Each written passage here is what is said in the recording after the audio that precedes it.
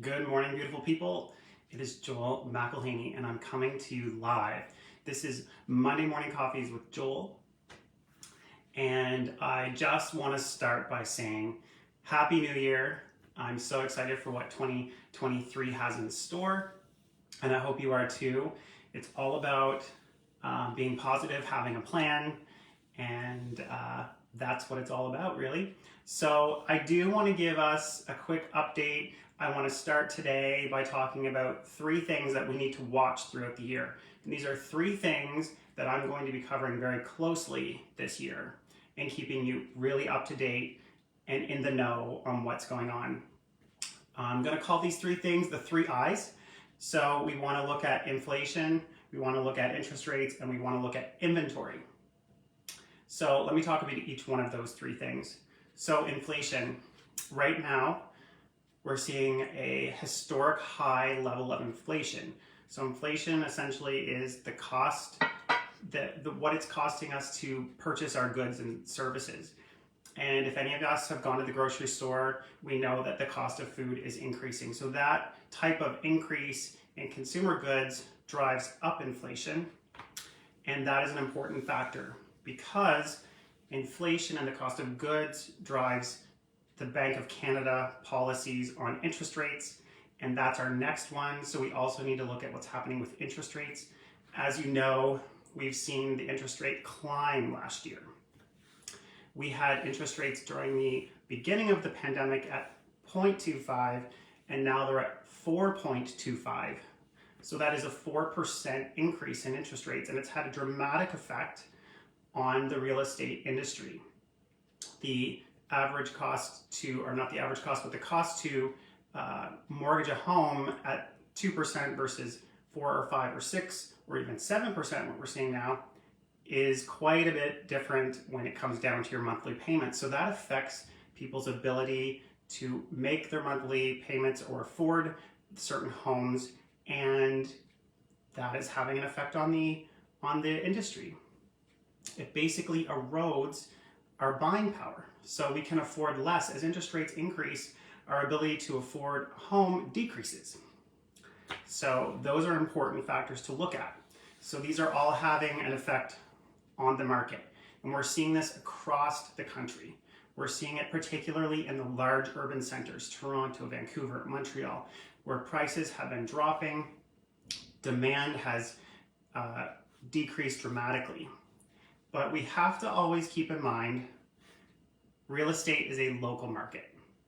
So although it is important for us to be up to date on what's happening on a national scale, and what's happening in these major urban centers, the St. John market is different, and it behaves and reacts differently to all of these other factors. And that brings me to my last point, which is inventory. This is really important to look at, and what I mean by that is the number of houses that are for sale at any given point in time. So what we're seeing now is very low levels of inventory are sitting on the market, which is somewhat typical for this time of year. However, they're lower than what would even be typical for this time of year. We're seeing the numbers 20-year lows in inventory. So that is important because when inventory is low and we have demand still relatively high, although not as high as it was, it still drives the price up. So we are seeing that the average price of a home is coming down a bit in the St. John market, but it is not coming down to the extent that it's coming down in some of the larger markets. So we're going to be watching the average price. We're going to be watching what inventory is doing. We're going to be watching what inflation and interest rate are, and all of that is going to help us stay informed about what's happening in our market. So stay tuned for each Monday when I come to you and deliver this important information. There's one other thing I want to touch on today, and that is the ban on foreign buyers. So the government, in addition to looking at inflation, interest rates, and inventory, we also have to look at government policies and what they're doing to try to cool the market. And so the government has decided that they're going to ban any non-Canadian from buying properties for the next 2 years in Canada. And that's kind of a big deal. And there are a few exemptions.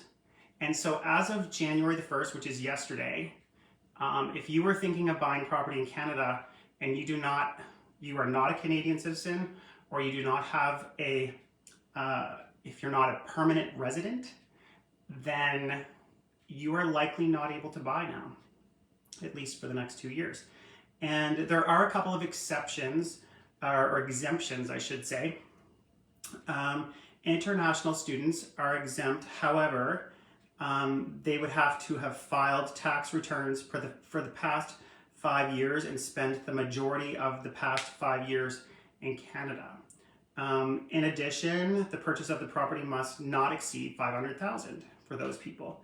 Also, those who hold a work permit may also be excluded. They must have worked in Canada for a minimum of 3 years within the 4 years preceding the purchase and filed tax returns for at least the last 3 of the 4 years. So it's very specific. There are a couple of other ones. There are exemptions or exceptions for foreign nationals fleeing conflict and for refugees.